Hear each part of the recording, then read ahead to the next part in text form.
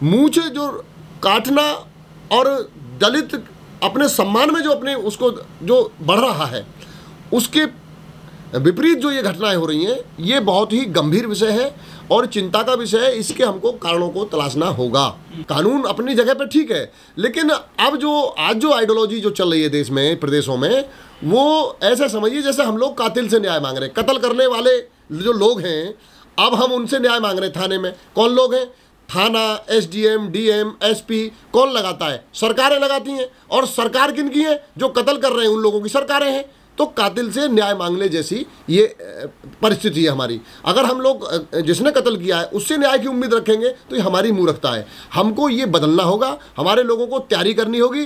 जो बाबा साहब अम्बेडकर ने कहा है, राजनीतिक सत्ता वह मास्टर चाबी है जिससे सभी प्रकार के ताले खोले जा सकते हैं। अब राजस्थान की मैं बात करूं, राजस्थान में दलितों पर, मेघवाल पर, बैसोर पर, इन पर, बैरवा, जितनी शुल्क कास्ट की जातियां हैं, लगातार अन्याय अत्याचार हो रहा है। लेकिन ये लोग भी आदी हो गए कि कांग्रेस की सरकार में अत्याचार होता है तो उसे हटा के बीजेपी को ले आते हैं, और जब बीजेपी की में अत्याचार होता है तो कांग्रेस को ले आते हैं। ये कौन सी समझदारी है? दोनों लोग ही अत्याचार कर रहे हैं। इनको अपने पैरों पे खड़ा होना चाहिए, अपने लिए काम करना चाहिए। अब कांग्रेस की सरकार है, जुल्म जास्ती हो रही है, क्या होगा? अगली बार फिर वो बीजेपी को दे देंगे, इस जैसे पहले बीजेपी हटाई है। तो ये राजस्थान के लोगों से मेरी अपील है कि वो जब तक अपने पैरों पे खड़े नहीं होंगे, बाबा साहब डॉक्टर अम्बेडकर की आइडियोलॉजी को हाथ में लेकर के अपने पैरों पे नहीं खड़े होंगे, इस संविधान को चलाने वाले नहीं बनेंगे, अर्थात सरकार चलाने वाले नहीं बनेंगे, सरकार में उनका हिस्सा नहीं होगा, तब तक जुल्म नहीं रुकेगा। कितने भी हम लोग तहसीलों पे, जिला मुख्यालय पे, प्रदेश पे आंदोलन कर लें, उससे कोई ज़्यादा से ज़्यादा आंदोलन से क्या है? फौरी तौर पे उसको पुलिस पकड़ेगी, कार्रवाई कर दी कि हमने जेल में भेज दिया, अंत में ट्रायल में वो बरी हो जाते हैं, क्योंकि पुलिस को इन्वेस्टिगेशन करना है। तो पुलिस किसके प्रभाव में होती है? मोस्टली बहुत कम लोग होते हैं जो निष्पक्ष काम करते हैं, अन्यथा जो सरकारों की जो मंशा होती है उससे नीचे को जो कार्यशैली बहती है।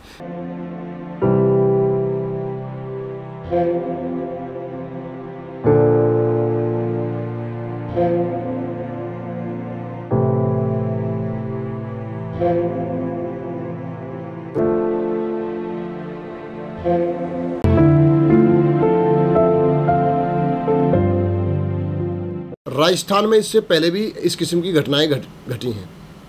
ये जो घटना घटी है मेघवाल जी के साथ, जो इस तरह का हुआ है, ये बहुत ही शर्मनाक है, दुखद है और निंदनीय है। लेकिन एक के बाद एक लगातार घटनाएं हो रही हैं, चाहे वो घोड़ी पे बारात न चढ़ने देने की घटना हो, मूंछ रखने की घटना हो, लगातार आपका ये अपराध जो लगातार हो रहा है, उसके पीछे की वजह को हमको जानना होगा। इसके क्या इसमें पकड़ जाएगा मुलजिम, उसके बाद अपराध नहीं होगा? उसके बाद भी अपराध होगा। हमारे लोगों को इसके कारण को तलाश करके उस पर काम करना चाहिए। अब दूसरे जो लोग हमारे, वो अब जैसे मूंछ पे कत्ल हुआ तो और नए लोगों में फिर इस किस्म की फिर नई वो अपने फ़ोटो डालना, समाज में मैसेज देना, कुछ जहाँ वो अपनी अधिक आबादी में होंगे वह फिर वो ऐसा ही काम करेंगे। उससे उसका हल नहीं है। संविधान सबको समानता का अधिकार देता है, स्वतंत्रता का अधिकार देता है, अभिव्यक्ति का अधिकार देता है। ये भी पता है कि संविधान किसके हाथ में है, ये भी उनको पता है कि संविधान किसके हाथ में है। संविधान के चलाने वाले लोग, यदि संविधान बनाने वाले जिनकी नीयत इस देश में समतामूलक समाज बनाने की थी, इस किस्म से उन्होंने जो संविधान बनाया कि इस देश में रहने वाला व्यक्ति देश के किसी भी कोने में जाकर रह सकता है, किसी भी धर्म को अख्तियार कर सकता है और कहीं भी अपना कोई संपत्ति खरीद सकता है, कहीं भी, मतलब सभी तरह के उनको समानता के अधिकार की इसमें संरचना संविधान में रखी गई है। किसने रखी है, ये चीज़ हमको देखनी होगी। जिन लोगों ने इसको देश को समतामूलक समाज बनाने की मंशा से संविधान बनाने का काम किया है, यदि संविधान को चलाने वाले लोग उनकी आइडियोलॉजी के लोग होंगे तो इस देश में संविधान लागू होगा और ऐसी घटनाओं पे लगाम लगेगी।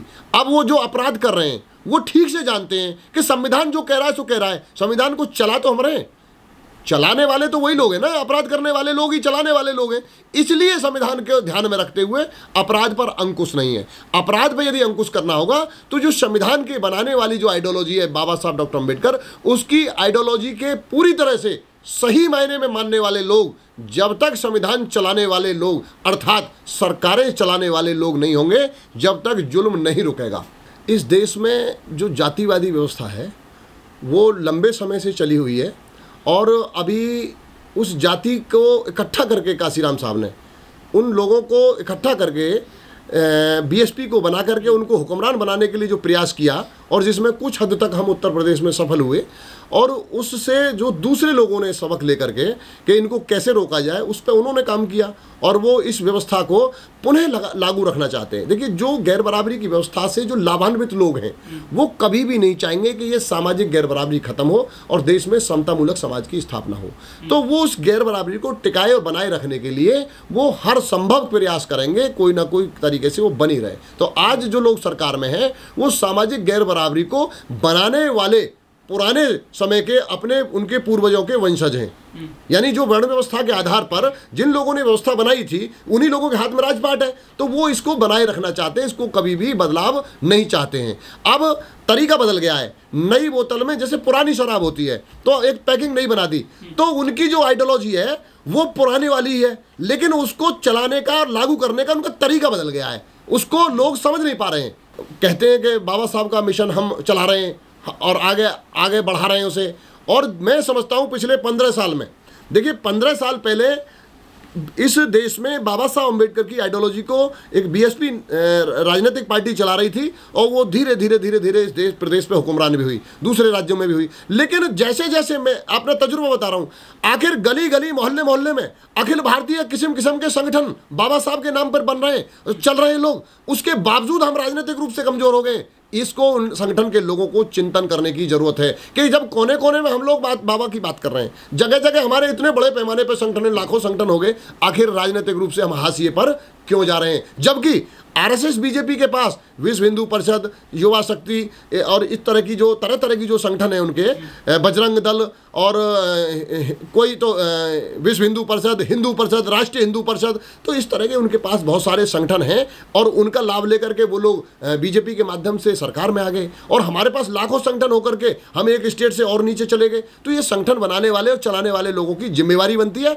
अगर आप काम कर रहे होते तो आप जो जरूर ही अपने सत्ता को प्राप्त करके उसमें भागीदारी रखते, तो इसमें कहीं ना कहीं कमी है, इसको ध्यान में रखना होगा हमारे लोगों को। मैंने देखा है पीड़ित व्यक्ति के साथ जैसे आज घटना हुई तो बहुत सारे सोशल वर्कर, राजनीतिक लोग आज उस पर पूरा आप लोगों के माध्यम से आवाज़ उठ जाती है तो फौरी तौर पर, लेकिन जैसे जैसे ट्रायल में समय बीतता है उस व्यक्ति पे अपराध करने वाले लोग इतना नियंत्रण और दबाव बना लेते हैं गवाही के दौरान तक, अंततः वो बहुतायत मामलों में फैसले हो जाते हैं। ये मेरा अपना कचहरी का भी अनुभव है। पहले जातिवाद क्या था कि लोगों के साथ बैठते उठते नहीं थे, अनटचेबिलिटी महसूस करते थे कि ये शेड्यूल कास्ट है। अब तरीका उसका बदल गया, हमारे साथ बैठना भी है, खाना भी है, लेकिन तरीका उससे बदल करके जातिवाद पहले से ज़्यादा है। जैसे जातिवाद कैसे, जो लोग टॉपर्स में जिनको भर्ती करनी, रिक्रूटमेंट करना है, रिक्रूटमेंट में कौन बैठा है? जातिवाद की सोच के लोग बैठे हैं। तो वो जातिवाद वहाँ जहाँ से शेड्यूल कास्ट बैकवर्ड के लोग सरकारी सेवाओं में जाकर के जो सेवा में जाएंगे, नौकरी मिलेगी तो इकोनॉमिक सामाजिक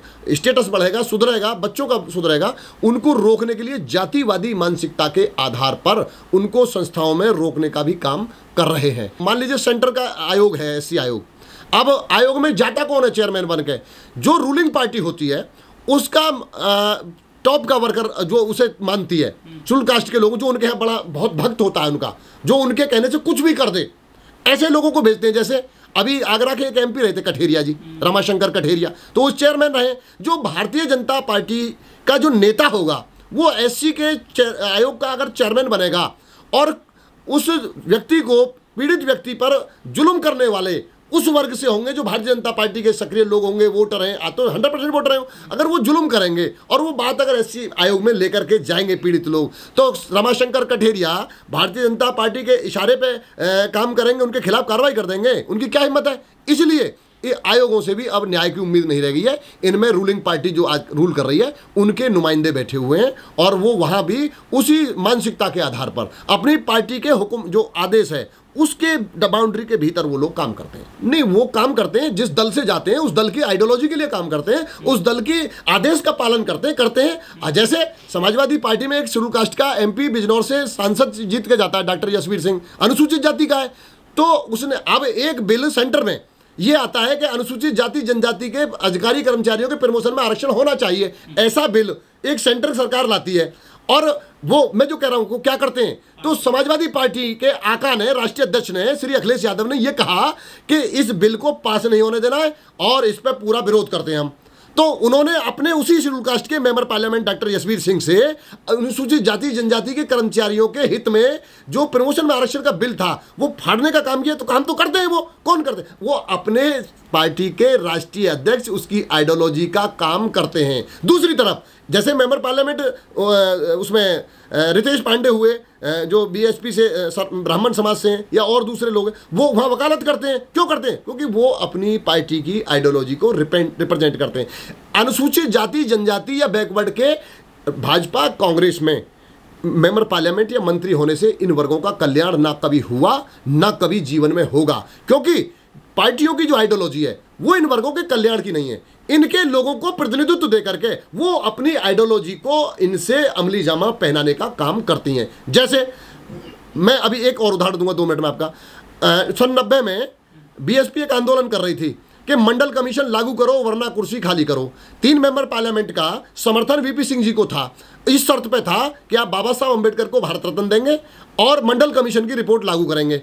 तो वीपी सिंह जी ने कहा काशीराम जी से कि भाई आप को मंडल कमीशन से क्या मतलब है, आप तो शेड्यूल कास्ट के आदमी हैं, लेकिन ये तो बैकवर्ड के लिए है, तो आप इसकी बात क्यों कर रहे हैं? उन्होंने कहा कि मेरा मतलब है बैकवर्ड से, मेरा मतलब है बैकवर्ड की जो ये दुख तकलीफ है मैंने इनको रीड किया है, आपको मंडल कमीशन लागू करना होगा। तो बीएसपी के शर्त पर श्री वीपी सिंह जी ने मंडल कमीशन लागू किया। मंडल कमीशन मतलब पिछड़ी जाति के 54% लोगों के लिए बेईमानी के साथ 27% भागीदारी। कानून ये है, नेचुरल जो सिद्धांत ये है कि अगर 100 लोग हैं तो 100 रोटी हैं, तो उनका बंटवारा प्रत्येक को 1 आना चाहिए। जैसे शेड्यूल कास्ट के हैं, उन्होंने बाबा साहब की लीडरशिप को एक्सेप्ट किया तो 23 को 22.5 यानी लगभग न्याय हुआ उनके साथ।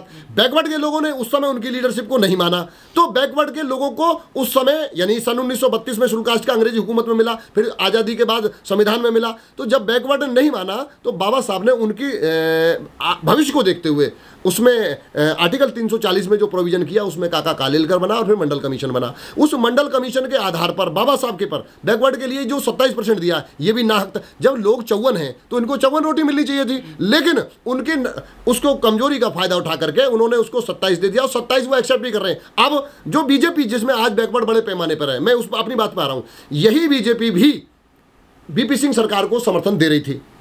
अगर ये पिछड़े वर्गों की हितैषी होती तो उस समय मंडल कमीशन लागू करने पर बीजेपी उससे नाराज होकर के वीपी सिंह की सरकार से उनकी सरकार को गिराने का काम नहीं करती। तो चूंकि ये बैकवर्ड और शेड्यूल कास्ट के विरोधी हैं।